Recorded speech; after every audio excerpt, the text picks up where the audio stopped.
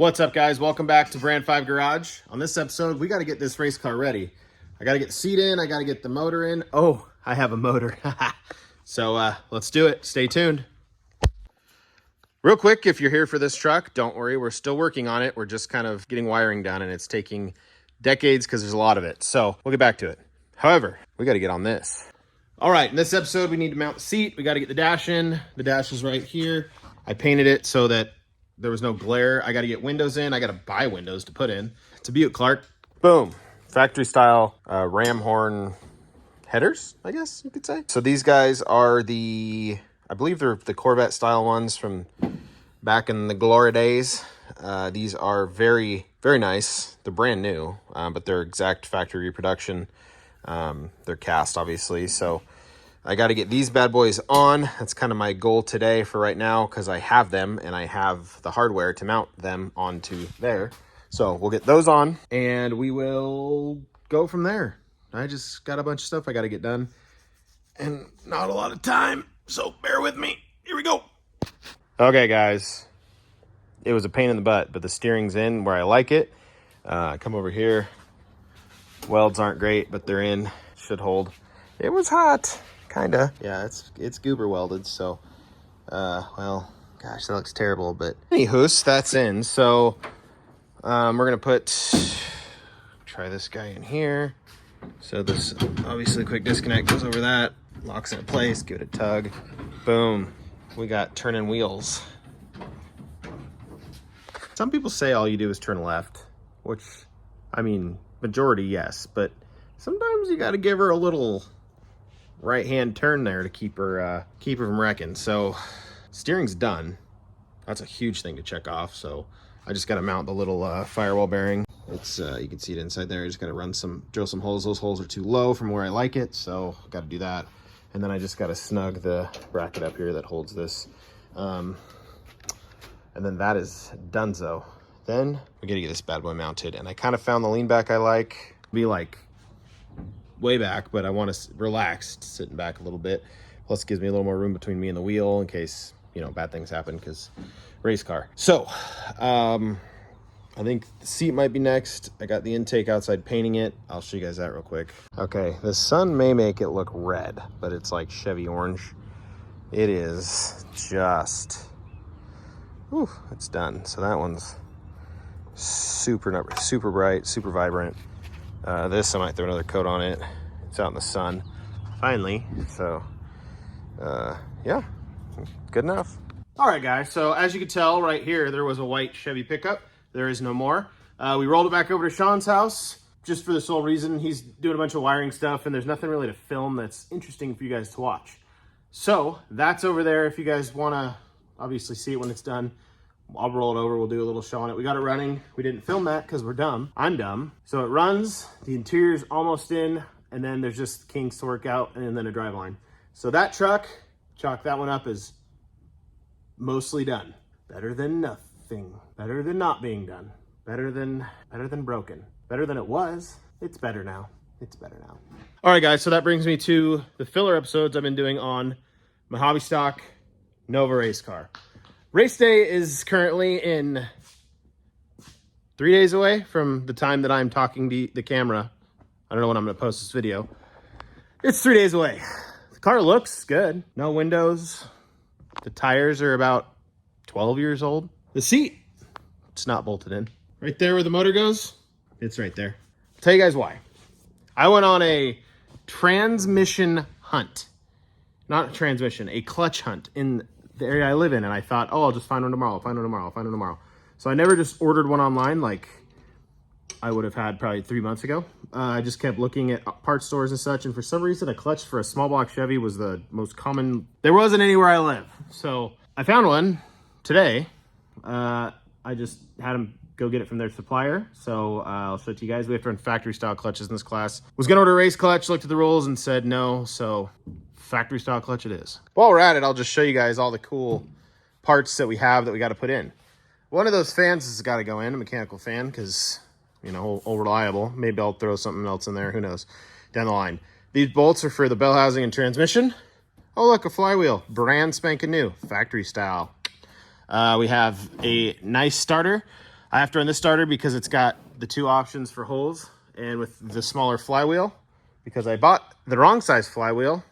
And when you try to put a 14-inch flywheel in a, well, 11-inch, 10.5-inch spot, nothing fits. So that was my other issue, is I bought the wrong flywheel off the marketplace or something.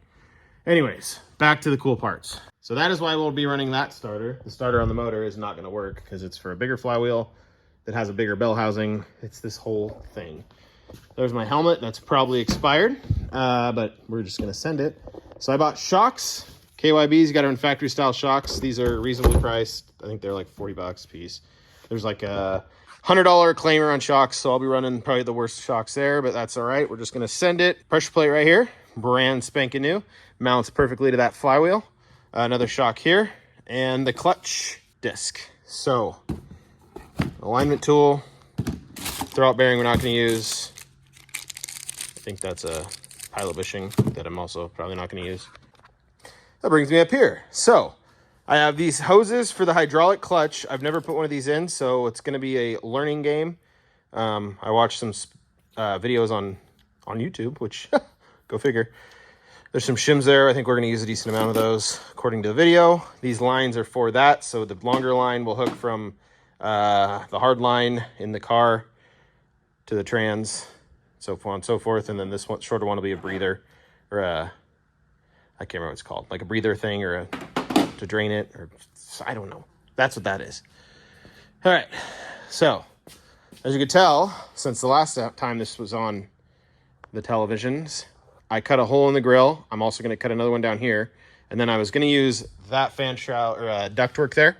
We're not. We're just going to make some stuff. Heck, it might even be out of cardboard, or because I want to get as much air to that radiator as humanly possible, because that's how you kill small block Chevys, is heat, and other things too, but mostly heat. That brings me, lads and gents, to the small block Chevy. We painted it orange because, well, I wanted it orange because it's cool. It's like an old Nova, right? Chevy orange. Yeah, they have like lightened aluminum water pumps, lightened racing alternators. I don't have any of that because I'm poor. So, we're not going to run any of that. We have to run these factory style exhaust manifolds. These are off I think they're new. They're reproduction ones. They're cast though. They're to the rules. I think I can cut this off, which I don't need. That's from the old factory days. New distributor, new wires, new plugs, obviously. And then it's got a 530 lift cam, which is the max. So it's going to be real loud and real fast, I hope. There's my hood. Wow, it actually looks really nice. Looks, they can be deceiving. It's not that nice. So now you've seen that. And all those you guys have already seen if you've been following my channel. I need to get this on the track for multiple reasons. One, everybody who said they wanted to sponsor me would like to see the car on the track. And there's a huge B over there. And I would also like to have my race car on the track, because not only is it advertisement for sponsors and my Brand 5 garage, it's really fun to race. So we're gonna work on that, getting that on the track. Well, I'm gonna make a list and then we'll go from there. All right, I created a list for the Monte Nova, and it's daunting, especially since I probably forgot 90% of the stuff I had to do. Anyways, so here it is. At least I got numbers on it and they look cool. Okay, Monte Nova on some lined paper. Flywheel and clutch, bell housing, trans. I did this all separate so I can knock 3 things out when I get it done. Training cross member. It was set up for like a trans that had ears on both sides. So I need to do a cross member that goes across and cut those mounts out. I have the front shocks. I need to mount those hopefully tonight. Rear shocks, well, I don't have those. I get them tomorrow, and then I'll get those guys in.